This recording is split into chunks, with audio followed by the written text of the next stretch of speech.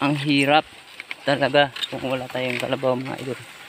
Tingnan nyo po ang ating pambansang hayop ng ating Pilipinas, bansang Pilipinas. Sobrang napakainit mga idol, pero kaya niya talaga hilain ang ating munting produkto na galing sa ating sakahan. So kawawa naman ng mga farmers dito, sobrang init talaga. Hindi kami nakaproduce ng marami kasi pating kinuhaan namin ng tubig para pang maintenance ay nahubas na rin.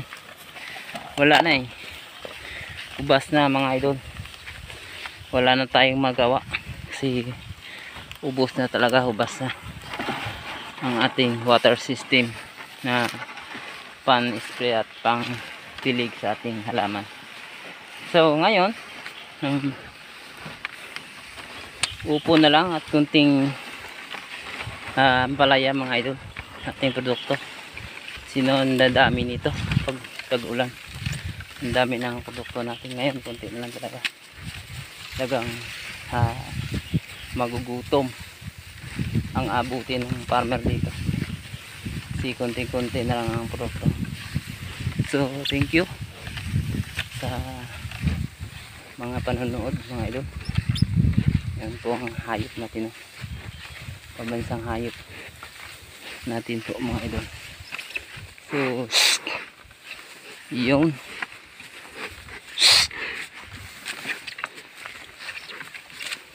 liit ng dala,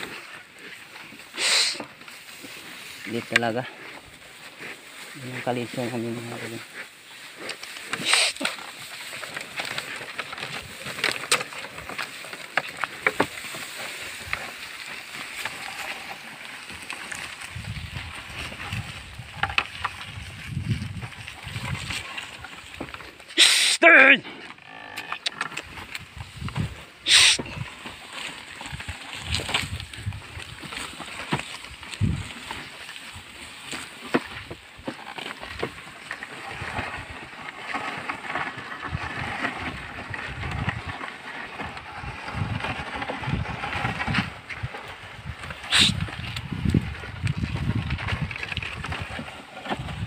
Okay.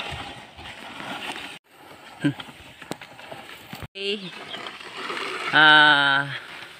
Maghakot na po tayo sa ating gulay gamit ang ating kalabaw nga situro mga idol. Tingnan nyo po kung gaano importante ang ating pambansang hayop na kalabaw mga idol. Tingnan nyo po ganito po.